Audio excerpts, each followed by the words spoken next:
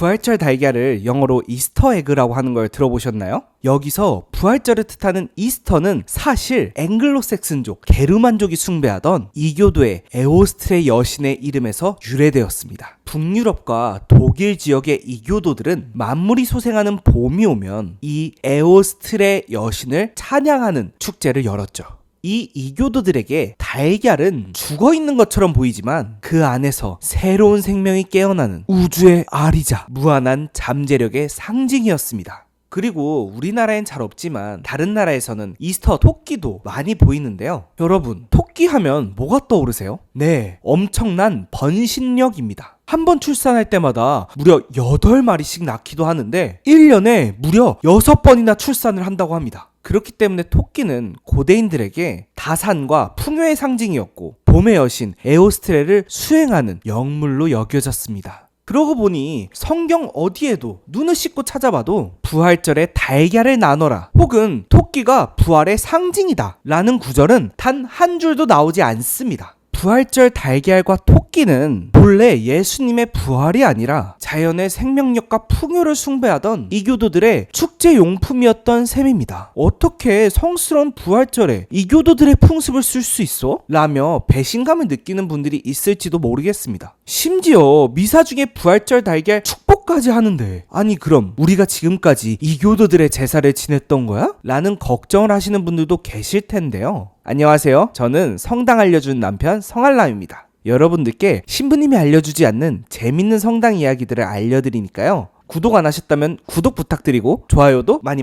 부탁드릴게요. 우선 우리가 이교도들의 제사를 지낸 건 아닌가 하는 걱정은 안 하셔도 됩니다. 교회는 참으로도 영리하고 자비로웠습니다. 복음이 유럽으로 전파될 때 사람들은 이미 수천 년 동안 봄의 축제를 즐기고 있었죠. 교회는 이들을 억지로 억압하는 대신 그들이 가진 문화적 도구에 그리스도의 생명이라는 새로운 의미를 불어넣었습니다. 이것을 우리는 토착화라고 부릅니다. 죽은 듯 보이나 생명을 품고 있는 달걀은 무덤에서 깨어 일어나신 예수님의 부활을 상징하는데 이보다 더 완벽한 시각 자료가 없었습니다. 딱딱한 껍질은 예수님이 갇혀 계셨던 무덤을, 그리고 그 껍질을 깨고 나오는 병아리는 죽음을 이기신 예수님의 승리를 상징하게 된 거죠. 그리고 기독교 전통에서 부활을 기다리는 사순절 기간 동안 중세시대에는 고기뿐만 아니라 우유, 달걀까지 엄격하게 금지했습니다. 고기나 우유는 그냥 안 만들면 괜찮은데 닭들이 사순절 기간이라고 알 낳는 걸 멈추진 않잖아요. 그래서 쌓여가는 달걀들을 보면서 신자들은 부활절이 빨리 와서 저 달걀을 먹고 싶다 이런 간절한 마음으로 사순절을 보냈다고 합니다. 부활절 달걀이 유독 맛있었던 건 사순절 동안의 그 기다림에 대한 보상이었던 것이죠. 그러면서 금지된 음식으로 먹지 못했던 달걀이 부활 때 드디어 그 금식이 해제되면서 가족들이 모두 둘러앉아 계란을 먹는 기독교 전통이 된 것입니다. 즉 비록 시작은 이도교의 풍습이었으나 사순절 관습과 예수님의 부활이라는 교리와 결합해 예수님의 부활을 의미하는 새로운 상징과 전통이 된 것입니다. 즉 부활절 달걀 이스터 에그는 이교 문화의 기독교 침략이 아니라 이교 문화에 대한 기독교의 승리입니다. 그런데 여러분, 이스터 에그라는 말 성당보다는 영화나 게임에서 더 많이 들은 것 같지 않나요?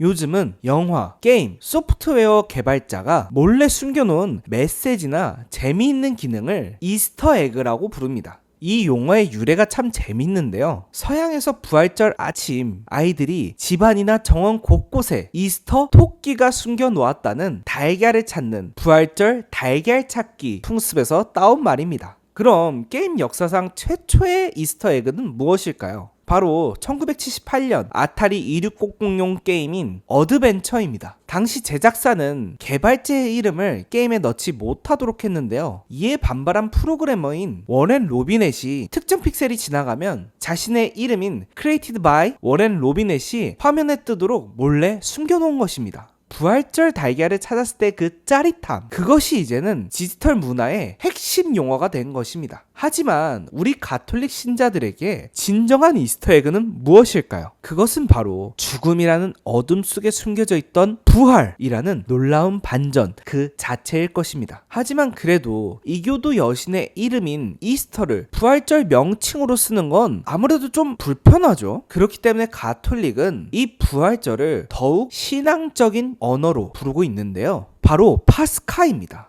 파스카라는 단어는 탈출기에 나온 사건인 Passover에서 나온 말로 유대인들은 이 축제 때 어린 양을 제물로 바쳤습니다. 그리고 우리는 지금 부활절 이 축제에 스스로 어린 양이 대신 예수님의 죽음을 기억하며 파스카 제사를 드립니다. 이 영상을 보시는 가톨릭 신자분들이시라면 부활절을 이스터라고 부르기보다 파스카라고 부르길 권고드리고, 어린아이들이 이스터 토끼 인형을 가지고 놀고 있다면 이교적인 거라고 해서 바로 뺏기보다 예수님의 부활의 의미를 올바로 알려주시면 좋을 것 같습니다. 혹시 부활절 날짜도 이교 문화에서 나온 걸까요? 봄이 오면 에오스트레 여신을 찬양한다던데 마침 부활절도 봄이잖아요. 그리고 예수님이 부활하신 날을 기념하는 부활절, 어떤 해에는 3월이기도 하고 어떤 해에는 4월이기도 하죠. 2026년 올해 부활절은 4월 5일입니다. 작년에는 4월 20일이었고 재작년에는 3월 31일이었습니다. 크리스마스 12월 25일처럼 딱 정해져 있으면 좋을 텐데 왜 부활절은 매번 바뀌는 걸까요? 부활절은 이교도들의 문화에 따라 단순히 만물이 소생하는 봄이기 때문에 그렇게 정한 것이 아니라 실제로 예수님이 부활하신 날짜를 성경에 나온 내용과 신학적 고심 끝에 적절한 날짜를 교회의 합의로 정한 것입니다. 지금부턴 어떤 기준으로 부활절 날짜를 정했는지 알려드릴게요.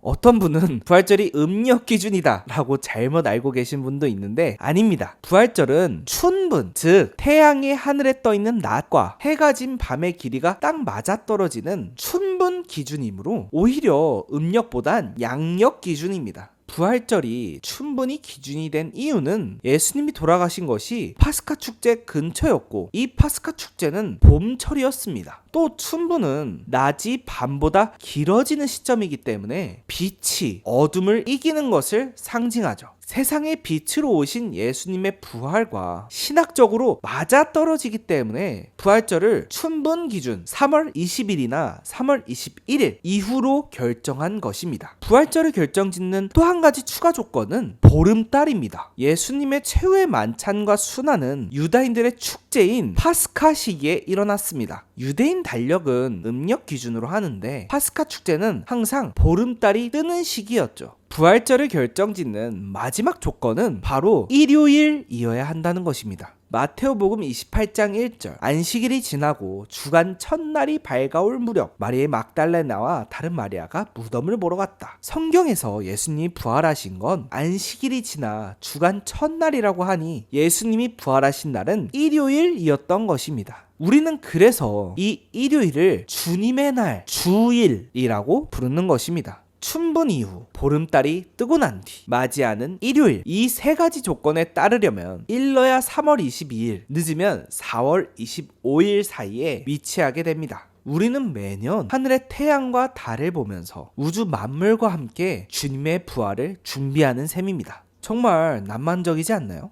사실 그래서 가톨릭에는 유명한 천문학자들이 많았습니다. 우리가 지금 사용하는 그레고리력 또한 16세기에 그레고리오 13세 교황님이 예수회의 명령에서 만든 매우 정확한 달력입니다. 바로 정확한 부활절을 계산하기 위한 교회의 노력이 이런 그레고리력이라는 위대한 발명까지 하게 만든 것입니다. 하지만 지금 우리는 부활이라는 기쁨을 맞이하기 위해 반드시 통과해야 되는 터널, 사순절을 보내고 있습니다. 예수님이 순환하는 성금요일부터 40일 전인 제수요일부터 우리는 예수님의 순환과 십자가를 묵상하고 또 예수님께서 광야에서 유혹받으면서 단식하신 40일을 기억하고 우리도 동참하기 위해 사순절을 보냅니다. 가톨릭 신자라면 이 사순절에 기도, 단식, 자선을 하면서 보내는데요. 특히 단식은 단순히 음식을 끊는 것을 넘어 내가 중독되어 있는 스마트폰, 쇼핑, 타인에 대한 험담 등을 끊어내는 영적 단식을 해야 합니다. 바로 광야에서 유혹받으신 예수님을 생각하면서요. 사순절은 단순히 슬퍼하거나 고통을 참는 시간이 아닙니다. 그것은 메타노이아, 회개, 즉 마음의 근본적인 회개를 통해 우리 마음의 묵은 때를 벗겨내는 시간입니다. 그래야만 비로소 부활의 찬란한 빛을 온전히 받아들일 수 있기 때문입니다. 그렇다고 너무 거창하게만 생각하지 마세요. 아내분들은 남편분들에게 짜증내는 것을 단식하시고 우리 모두는 유튜브 댓글창에 날선 비판을 단식해보는 것은 어떨까요? 그것이야말로 우리 영혼을 씻어내는 진정한 메타노이아일 것입니다. 또 기도도 빼먹으면 안 되겠죠. 기도는 무엇을 하면 좋을까요? 이 사순절을 가장 가톨릭답게 보내는 방법, 저는 단연코 십자가의 길 기도를 강력하게 추천합니다. 빌라도 관저에서 사형 선고를 받으신 1처부터 무덤에 묻히신 14처까지 예수님의 마지막 발걸음을 함께 걷는 기도죠. 단순히 글자로만 읽는 기도가 아니라 성당 벽면에 성화들을 따라 이동하며 몸과 마음으로 예수님의 순환에 동참하는 기도입니다. 예수님, 이때 얼마나 힘드셨어요. 저를 위해 이 길을 가셨군요. 라고 묵상하며 걷다 보면 사순절이 단순히 고통을 참는 시간이 아니라 나를 향한 주님의 뜨거운 사랑을 확인하는 시간으로 바뀔 것입니다. 이번 사순식이 매주 금요일 각 성당에서 열리는 십자가의 길 예식에 꼭 한번 참여해보세요. 오늘 우리는 이교도 풍습에서 시작된 달걀 이야기부터 우주의 질서를 담은 부활절 날짜의 계산법, 그리고 우리의 영혼을 씻어내는 사순절의 엄숙한 의미까지 함께 살펴보았습니다. 부활절, 사순절 같은 전래력은 단순히 우리의 신앙이 관념 속에 머무는 것이 아니라 우리가 먹는 달걀 하나, 우리가 바라보는 밤하늘의 달, 우리가 느끼는 봄의 공기 속에 모두 녹아 있습니다. 기도하는 법이 신앙하는 법이다. 렉스 오란디, 렉스 끄레덴디. 부활의 신비가 이교도들의 문화마저 생명의 문화로 바꾸어버린 부활의 신비가 이번 사순 시기와 부활 시기에 여러분의 가정에도 가득하시길 빕니다. 오늘 영상이 유익했다면 좋아요랑 구독 부탁드리고요. 주변에 부활절 달걀의 의미를 궁금해하시는 분들이 있다면 이 영상을 꼭 공유해주세요. 지금까지 성당 알려주는 남편이었습니다. 여러분 거룩하고 복된 사순시기 보내시기 바랍니다. 감사합니다.